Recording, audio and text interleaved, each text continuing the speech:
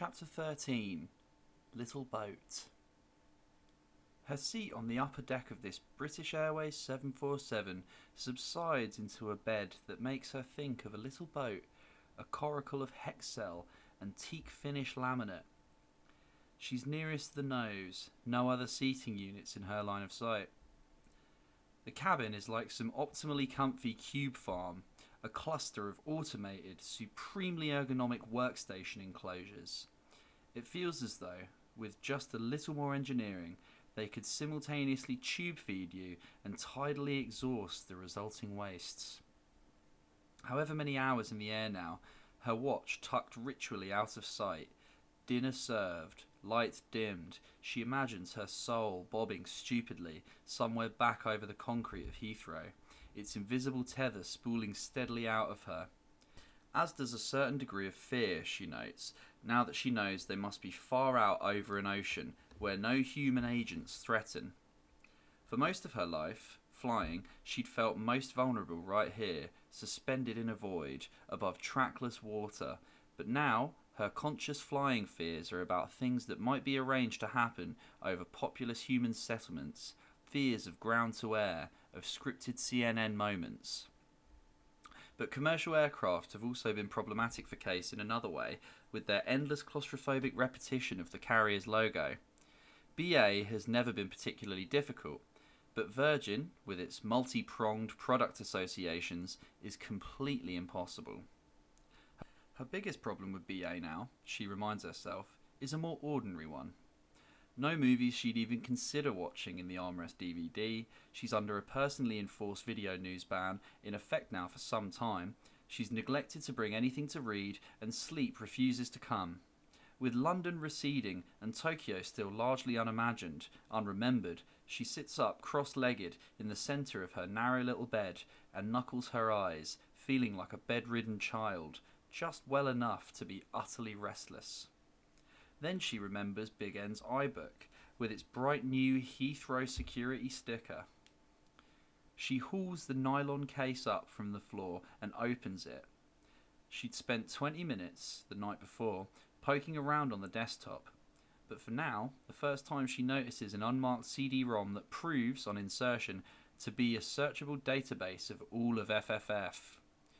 Whoever does these things for Big End has also provided, on the hard drive, a complete collection of the footage and her 3 favourite edits, one of them by Filmy and Maurice.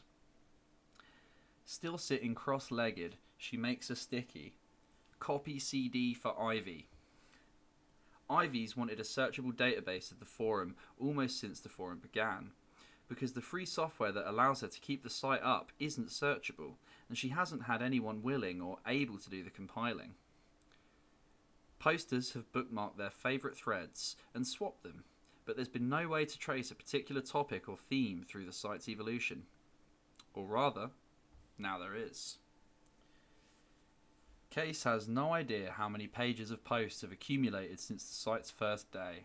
She'd never gone back and looked at that, at the site, the early days, but now she enters and searches Case P. On the contrary, as I was saying yesterday. Ah, not her first post.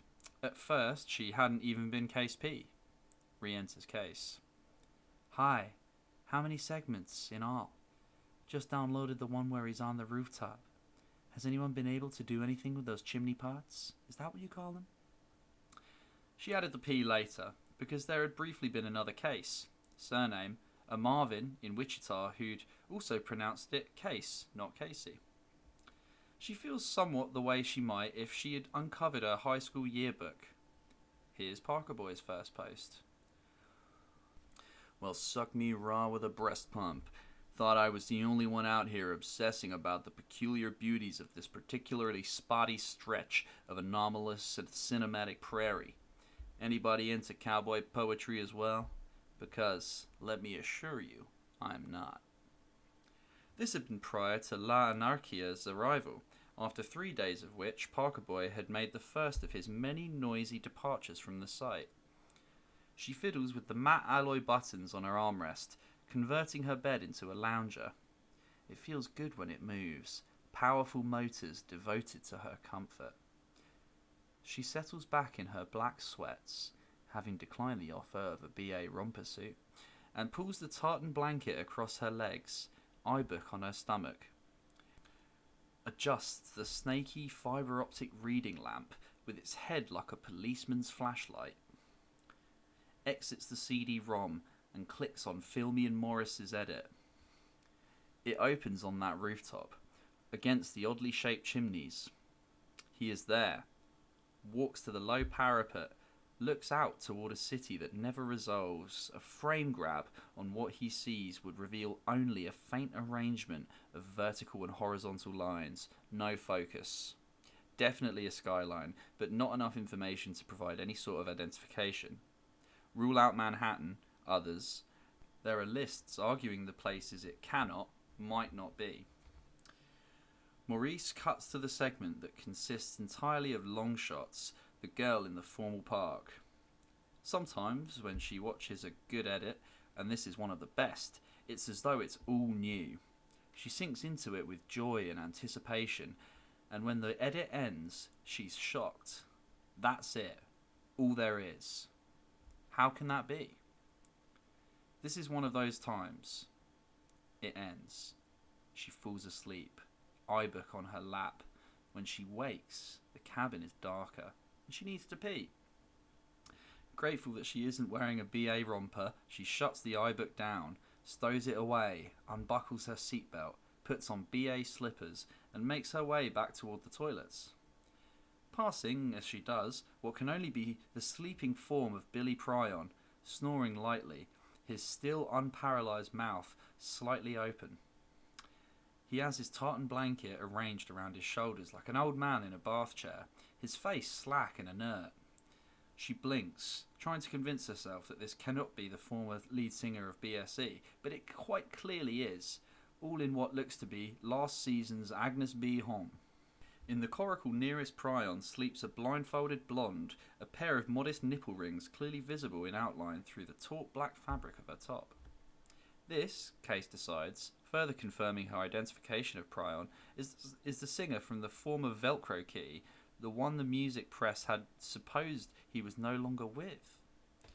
She forces herself to shuffle on, in her navy vinyl slippers, to the almost spacious safety of a first-class toilet, with its fresh flowers and molten brown face stuff, where she locks the door and sits, unable to put this together.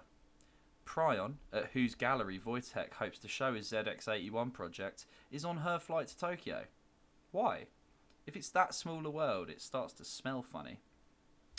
Watching that intensely blue fluid pressure swell down as she flushes. Returning to her seat, she sees the nipple-ringed singer awake, seated upright, blindfold discarded, studying a glossy fashion magazine under a tightly focused fibre-optic beam. Pryon is still snoring. Back in her own little boat, she accepts a lukewarm white washcloth from the flight attendant's tongs. Why are they here, on this flight, Pryon and this Velcro Kitty girl? She remembers her father's views on paranoia. Wynne, the Cold War security expert, ever watchful, had treated paranoia as though it was something to be domesticated and trained. Like someone who'd learned how best to cope with chronic illness, he never allowed himself to think of his paranoia as an aspect of self. It was there, constantly and intimately, and he relied on it professionally, but he wouldn't allow it to spread, become jungle. He cultivated it on his own special plot, and checked it daily for news it might bring. Hunches, lateralisms, frank anomalies. Is Pryon's presence on this plane a frank anomaly? Only, she decides, if she thinks of herself as the centre, the focal point of something she can't understand. That had always been Wynne's first line of defence within himself, to recognise that he was only a part of something larger. Paranoia, he said, was fundamentally egocentric, and every conspiracy theory served in some way to aggrandise the believer. But he was also fond of saying, at other times, that even paranoid schizophrenics have enemies. The danger, she supposes, is a species of apophenia. The damp white cloth has grown cold in her hand. She places it on the armrest and closes her eyes.